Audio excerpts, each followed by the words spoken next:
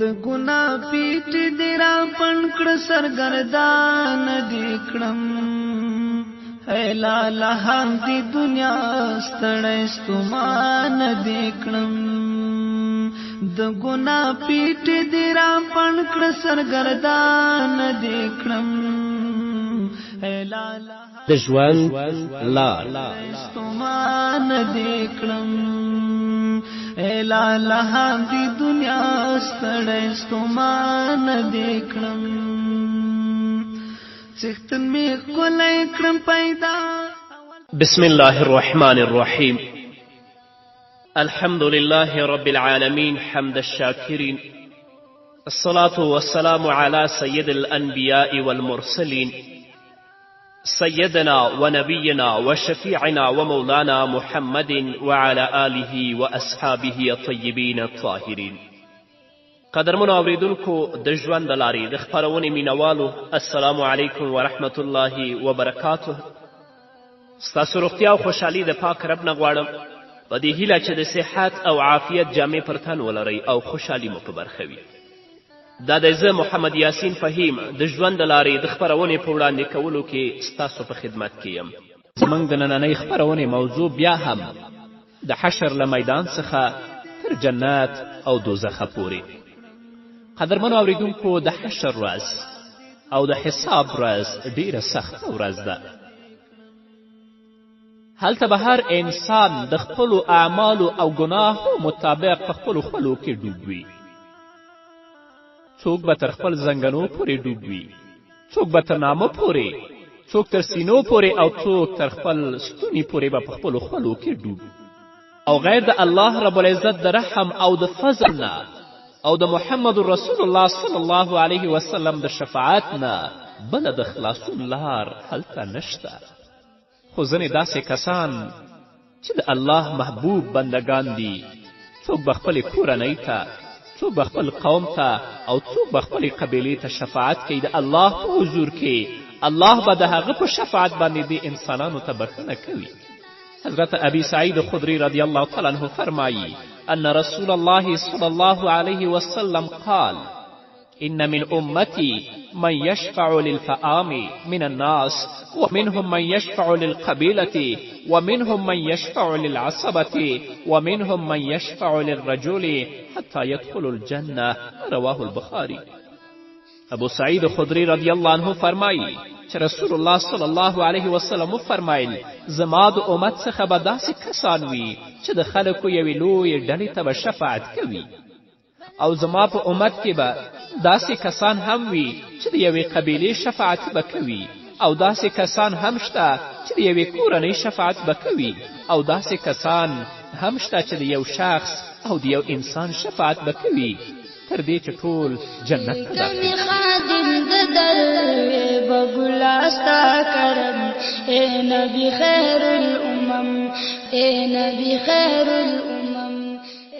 هغه مور و پلار چې د خپل اولاد ته سالمه روزنه او سالمه تربیت ورکړه، هغه د الله کلام ته کینوه، د رسول الله صلی الله علیه وسلم احادیثو ته کینوه، حافظ د قرآن شه، دا اولاد به د آخرت په ورځ د خپل مور و پلار شفاعت کوي. الله به د دې په شفاعت باندې د دې مور و پلار جنت ته بیایي. لکه چې رسول الله صلی الله علیه وسلم فرمایي هغه څوک چې قرآن ولولي او په قرآن باندې عمل وکړي، الله رب العزت به دام جنت ته داخل کړي، او د دې شفاعت په واسطه باندې 10 کسه د دې د کورنۍ چې په هغو باندې جهنم واجب وي، الله به دوی هم جنت ته بوځي. شهید به هم هلته شفاعت کوي، عالم به هم هلته شفاعت کوي. خو دا هله چې حافظ عالم وي، حافظ عامل وي او عالم عامل وي، هلته به د خپل کورنۍ او د خپل قوم و قبیلې شفاعت کوي. الله دې موږ د هغو د شفاعت نه ناهیلي کوي. همدارنګه حضرت عبدالله بن ابي جدعا رضی الله عنه فرمایي سمعت النبي صلی الله علیه وسلم یقول ليدخلن الجنة بشفاعة رجل من أمتي أكثر من بني تميم. قالوا يا رسول الله سواك؟ قال سواي. قلت أنت؟ سمعته من رسول الله صلى الله عليه وسلم. قال انا سمعته رواه ابن ماجه في كتاب الزهد. د عبدالله بن ابي جدعه څخه روایت دی. هغه فرمایي چې ما د رسول الله صلی الله علیه وسلم څخه اورېدلي چې رسول الله صلی الله علیه وسلم وفرمایل زما د یو کس امتی په شفاعت به د بني تمیم څخه هم ډېر شمېر خلک جنت ته داخل شي. بني تمیم ډېره یوه لویه قبیله ده. رسول الله صلی الله علیه وسلم فرمایي چې د حشر په ورځ به زما د امتیانو نه د یو کس په شفاعت باندې د بني تمیم د قبیلې نه ډېر خلک الله جنت ته داخل کړي. هغوی وویل چې پرته له تا یا رسول الله. رسول الله صلی الله علیه وسلم ورته وفرمیل پرته له ما نه. همدارنګه حضرت انس بن مالک رضی الله تعالی عنه فرمایي سألت النبي صلى الله عليه وسلم أن يشفع لي يوم القيامة فقال أنا فاعل. قال قلت يا رسول الله فأين أطلبك؟ قال اطلبني أول ما تطلبني على الصراط. قال قلت فإن لم ألقك على الصراط قال فاطلبني عند الميزان. قلت فإن لم ألقك عند الميزان قال فاطلبني عند الحوض فإني لا أخفي هذه الثلاث المواطن. رواه الترمذي. حضرت انس بن مالک رضی الله تعالی عنه څخه روایت دی. هغه فرمایي چې ما د محمد رسول الله صلی الله علیه وسلم څخه سوال وکړ یا رسول الله د قیامت په ورځ به زما شفاعت وکړي. رسول الله صلی الله علیه وسلم ویلي چې زه به ستا شفاعت کوم. حضرت انس بن مالک رضی الله تعالی عنه فرمایي چې ما ویل یا رسول الله زه به د حشر په ورځ تا چیرته لټوم. رسول الله راته وفرمایل چې ما لومړی د پل صراط په خوا کې لټوه. انس بن مالک فرمایي یا رسول الله که هلته زه تا پیدا نه کوم بیا به دې چیرته لټوم. رسول الله وفرمایل چې ما د میزان په خوا کې لټوه چې کوم ځای کې د انسانانو او زما د امت عملونه تلل کیږي. انس بن مالک فرمایي چې ما بیا ویل یا رسول الله که تا زه میزان څخه بیا نه مومم بیا به دې چیرته غواړم. رسول الله صلی الله علیه وسلم راته ویلي چې ما به د حوض کوثر په خوا کې لټوي. زه به د دې درې ځایونو څخه پرته په بل ځای کې نه یم. الله رب العزت دې موږ د محمد رسول الله د شفاعت نه محروموي. هغه غمخوار پیغمبر دی چې د هر پیغمبرانو تر شا چې د رسول الله امت وګرځي او د شفاعت غوښتنه وکړي هغوی به ځواب ورکړي. آخر به محمد رسول الله صلی الله علیه وسلم ته راشي او دوی ته به وایي چې د الله محبوبه د الله دربار کې ته زموږ شفاعت وکړه چې الله موږ ته بښنه وکړي. نو محمد رسول الله صلی الله علیه وسلم به د الله په دربار کې لاسونه پورته کړي. خپل امت لپاره به د شفاعت او د بښنې غوښتنه کوي تر دې چې مبارک به سر په سجده شي او د سترګو نه به یې اوښکې روانې شي او دا به وایي چې یا ربي لا اسألک نفسي ولا فاطمه بنتي ولا الحسن ولا الحسین بل اسألک امتي. یا الله د خپل ځان غوښتنه م نه کوم، د خپل لور د بښنې غوښتنه م نه کوم چې فاطمه ده، د خپل د مسیانو د بښنې غوښتنه م نه کوم چې حسن و حسین دي، بل اسألک امتي. د خپل امت سوال کوم یا الله دوی ته بښنه وکړه. نو الله به د رسول الله شفاعت قبول کړي او د رسول الله په شفاعت به د رسول الله امت جنت ته داخل شي. رسول الله خپل امت ډېر غمخوار دی. نن راشو وګورو چې موږ د رسول الله په سنتو څونه عمل کړی، څونه د هغه مینه زموږ په زړونو کې پرته ده او څومره د هغه د خلاف د سنتو خلاف د اقوالو او د ویناو خلاف چلیږي. همدارنګه الله رب العزت په سورة مریم کې د 88 آیت نه تر 82 آیت پورې فرمایي فوربک لنحشرنهم والشیاطین ثم لنحضرنهم حول جهنم جثیا. دا د مشرکینو حال دی. الله رب العزت فرمایي ای پیغمبره ستا په رب قسم چې موږ به خامخا دوی ټول او له شیطان سره هم ایثار راولو، دوی هم او شیطان هم، او بیا به یې د دوزخ څلورو خواو ته سرکوزي په ګونډو را حاضر کړو په ګونډو به او سرکوزي به او 4 خوا د جهنم به ناست وي. ثم لننزعن من كل شيعة أيهم أشد على الرحمن عتيا. الله ووایي بیا به له هرې ډلې څخه هر هغه څوک په چنډ سره را وباسو چې د رحمان او د الله په مقابل کې زیات سرکشه شوی و. ټول مشرکین به ناست وي، په ګونډو او سرکوزي به د جهنم په خوا کې ناست وي. خو الله وایي د دې ډلو نه به بیا موږ چنډ کوو هغه کسان چې د الله په مقابل کې ډیره سرکشي کړې، هغه به راوباسو. ثم لنحن اعلم بالذین هم اولا بها صلیا. الله وایي بیا په دې باندې موږ ډیر ښه پوهیږو چې د هغوی څخه کوم یو تر ټولو زیات په دوزخ کې د غورځېدلو وړ او حقدار دی. وإن منكم إلا واردها كان على ربك حتما مقضيا. الله رب العزت فرمایي له تاسې نه هیڅوک داسې نشته چې دوزخ ته ورتلونکي نه وي، ټول به په صراط باندې تېرېږي چې په دوزخ ایښی دی. دا خو یو فیصله شوې خبره ده چې د هغې ترسره کول خامخا ستا د رب په ذمه دي. ثم ننجي الذين اتقوا ونذر الظالمين فيها جثيا. الله رب العزت فرمایي بیا به موږ هغه کسان وژغورو چې په دنیا کې پرهیزګاران ول، د الله نه ویرېدل، او ظالمان به په همغه ځای کې پر ګونډو غورځېدلي پرېږدو او د هغو ځای به جهنم وي. الله دې موږ ته د جهنم نه نجات راکړي. الله دې پر صراط باندې موږ سالم تیر کړي. الله دې زموږ جنت نصیب کړي. نور به واورو، خو د یوې دمې نه ورو. اے حبیبا ډېر قدردانا، اے حبیبا ډېر قدردانا، سیال به دې پیدا نشي، سیال به دې پیدا نشي په ځمکه. قدرمنو اورېدونکو، بیا هم زموږ سلامونه او نیکې هیلې ومنئ. نو د حشر په ورځ به د محمد رسول الله صلی الله علیه وسلم په شفاعت باندې د رسول الله امتیان به الله جنت ته داخلوي. نو راشئ په دنیا کې داسې اعمال وکړئ چې په آخرت کې د رسول الله د شفاعت وړ وګرځئ. د رسول الله په سنتو باندې عمل وکړئ. د هغه سیرت په خپلې کورنۍ کې، په خپل ژوند، په خپل انفرادي ژوند کې، په خپل کورني ژوند کې، په خپل ټولنیز ژوند کې عملي کړئ، تر څو چې هلته محمد رسول الله زموږ شفاعت وکړي.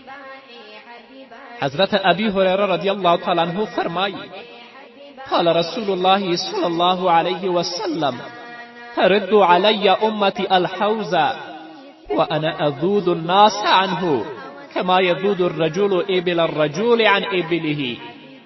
قالوا يا نبي الله أتعرفنا؟ قال نعم، لكم سماء ليست لأحد غيركم، تردون علي غرا محجلين من آثار الوضوء، ولا يصدن عني طائفة منكم فلا يصلون، فأقول يا رب هؤلاء من أصحابي، فيجيبني ملك فيقول وهل تدري ما أحدثوا بعدك؟ رواه مسلم في كتاب الطهارة. حضرت ابی هریره رضی الله تعالی عنه فرمایي رسول الله صلی الله علیه وسلم وفرمایل زما امت به د حوض کوثر په خوا کې زما خوا ته راشي او زه به نور خلک داسې لرې کوم لکه څنګه چې د اوښانو خاوند د نورو خلکو اوښان د خپلو اوښانو څخه لرې کوي، زه به همداسې نور خلک لرې کړم. هغوی ویلې چې ای د الله پیغمبره آیا ته به موږ هلته پیژنې؟ رسول الله فرمایي ستاسې لپاره به نښې وي چې د بل هیڅ چا لپاره به هغه نښې نه وي، په هغو نښو به زه تاسو پیژنم. تاسو به زما خواته په سپینو مخونو او سپینو لاسونو سره چې هغه د اودس آثار دي تاسو به راځئ، او یوه ډله چې زه غواړم چې هغه هم د خپل خواته راولم او شفاعت یې وکړم، هغه به زما څخه لرې کړی شي، زما څخه به منې کړی شي او حوض ته به راونه رسیږي. زه به ووایم چې ای ربه دغه خلک زما د ملګرو څخه دي.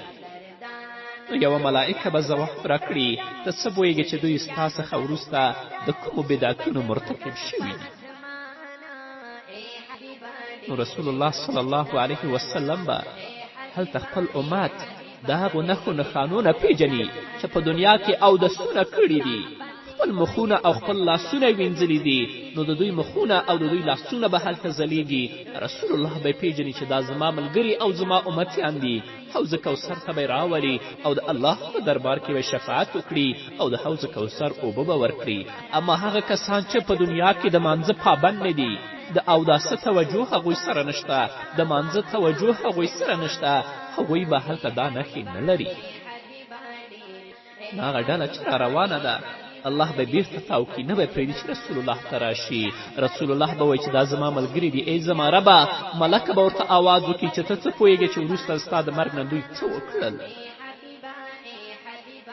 راشي د مانځه پابند وګرځئ خویندو او ورونو، د رسول الله په سنتو باندې عمل وکړئ، د الله په احکامو باندې عمل وکړئ، تر څو چې هلته مخونه او لاسونه وځلیږي. رسول الله هم حوض کوثر ته بوځي، هغه ځای نه اوبه درکړي او د الله په دربار کې ستاسو شفاعت وکړي او د رسول الله په شفاعت باندې الله تاسو جنت ته بوځي. د حضرت ابوذر رضی الله تعالی عنه څخه روایت دی، هغه فرمایي چې ما ویلې یا رسول الله، د حوض کوثر لوښي څه شی دی؟ رسول الله وفرمیل قسم په هغه ذات چې زما نفس د هغه په لاس کې دی، چې د حوض کوثر لوښي د آسمان له ستورو څخه په هغه شپه کې چې تیارې وي او وریځ نه وي زیات روښانه دي. په کومه شپه چې وریځ نه وي او تیارې وي، ستوري ډېر ځلانده وي، خو رسول الله وایي چې د حوض کوثر لوښي د آسمان له ستورو څخه په هغه شپه کې چې تیاره وي او وریځ نه وي زیات روښانه دي او د دې نه زیات دي. او څوک چې له دغه حوض څخه یو ځل اوبه وڅکي هیڅکله به تږی نه شي. او رسول الله فرمایي په حوض کې 2 ناوې له جنت څخه راتویږي، او څوک چې له دې څخه اوبه وڅکي هیڅکله به نه تږی کیږي. او د حوض کوثر پلنوالی د اوږدوالي په اندازه دی. رسول الله هلته تشبیه ورکوي چې د عمان نه تر ایله پورې چې 2 سیمې په شام کې دي. او رسول الله صلی الله علیه وسلم فرمایي چې ماؤه اشد بیاضا من اللبن و احلا من العسل.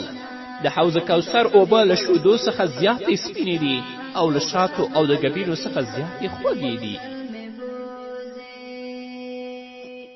الله رب العزت دې مونږه د حوض کوثر د اوبو نه محرومه کوي.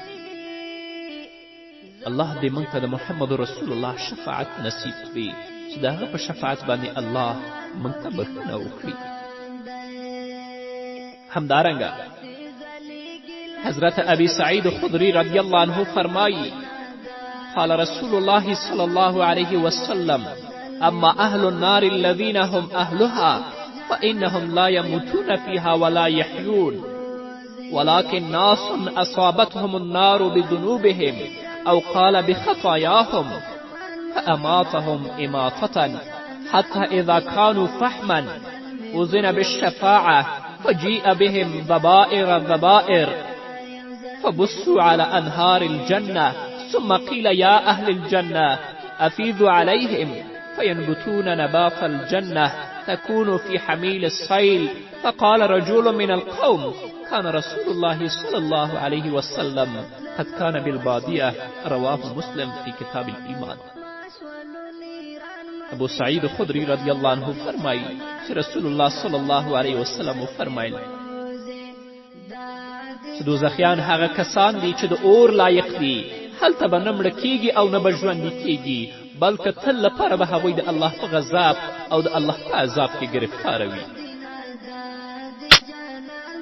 خو داسې کسان هم په جهنم کې شته، د خپلو د ګناهونو او د خطاګانو په سبب چې دنیا کې کړي هغو ته به اور رسیږي، نو الله به هغوی مړه کړي او چې کله په سکروټو او په سکرو باندې تبدیل شي، نو د هغوی په باره کې به د الله رب العزت له طرفه د شفاعت اجازه ورکړی شي چې اوس د دوی شفاعت وشي، او هغوی به ډلې ډلې د ګیډیو په شان د جهنم نه راوویستلی شي او د جنت په نهرونو کې به خواره واره واچول شي. او وبه ویل شي چې ای جنتیانو په دوی باندې اوبه راتویې کړئ، نو جنتیان به د جنت نه په دوی باندې اوبه راتویې کړي، نو دوی به داسې راشنه شي لکه په کوم ځای کې چې سیلاب راشي او د هغه سیلاب نه وروسته هلته څه شی دانې پرتې وي او هغه راشنې شي نو دوی به همداسې راشنې شي او چې کله راشنه کیږي او زرغونه کیږي ډېر نازک او کم رنګه به وي ځکه په هغوی به د اور اثرات لا پراته وي نو ځکه به ضعیف وي یو سړی چې هلته ناست و هغه ویلې ګواکه چې رسول الله صلی الله علیه وسلم په صحرا کې ژوند کړی په دې ټولو څیزونو باندې پوهېږي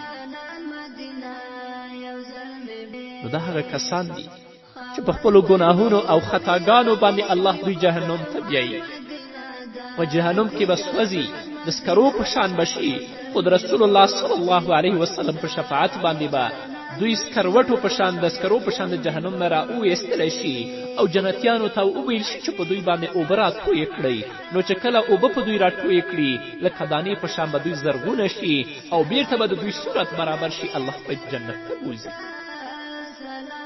همدارنګه ابا سعید خدری رضی الله تعالی عنه فرمایي قال رسول الله صلی الله علیه وسلم يخلص المؤمنون حتى إذا هذبوا ونوقوا أذن لهم في دخول الجنة والذي نفس محمد بيده لأحدهم أهدى بمنزله في الجنة منه بمنزله كان في الدنيا رواه البخاري في كتاب الرقاق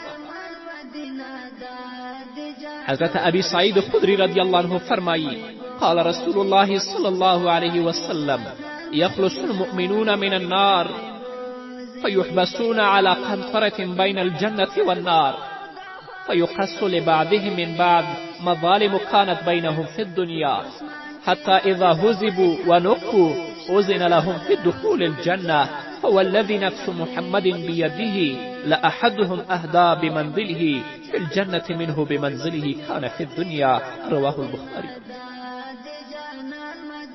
ابو سعید خدری رضی الله تعالی عنه فرمایي رسول الله فرمایل مؤمنان به د اور څخه نجات عمومي نو د هغه پله په سر باندې چې د جنت او د دوزخ په منځ کې دی دوی به ایثار کړی شي تر څو د یو بل څخه چې په دنیا کې د هغو حق ځای کړی د خپل قصاص وانخلي هغه پول چې د جنت او د دوزخ په منځ کې حائل دی واقع دی ټول به هلته ودرولی شي هر هغه چا چې په دنیا کې په یو بل باندې ظلم کړی یا حق خوړلی تر څو چې قصاص د یو بل نه وانخلي جنت ته نشي تللی او کله چې د یو بل له حقوقو څخه پاک او سپېڅلي شي نو هغوی ته به د جنت د داخلېدلو اجازه ورکړی شي رسول الله وایي نو قسم په هغه ذات چې زما نفس د هغه په لاس کې دی له دوی څخه به هر یو په جنت کې د خپل د کور او د منزل لاره په دنیا کې د خپل کور د لارې څخه ښه پیژني په دنیا کې خو هر یو ته د خپل کور لار معلومه ده خو جنتیان چې کله جنت ته ځي د خپل د منزل او د کور لاره به داسې ورته معلومه وي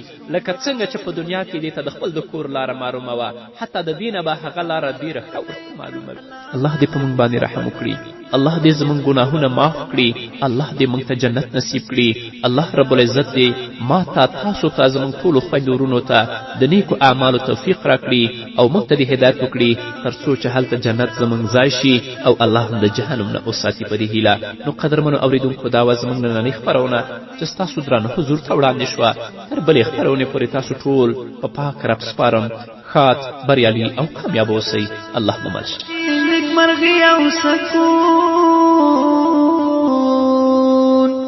ما ویل تا سره براشي نیک مرغی او سکون څومره چې تېره شوي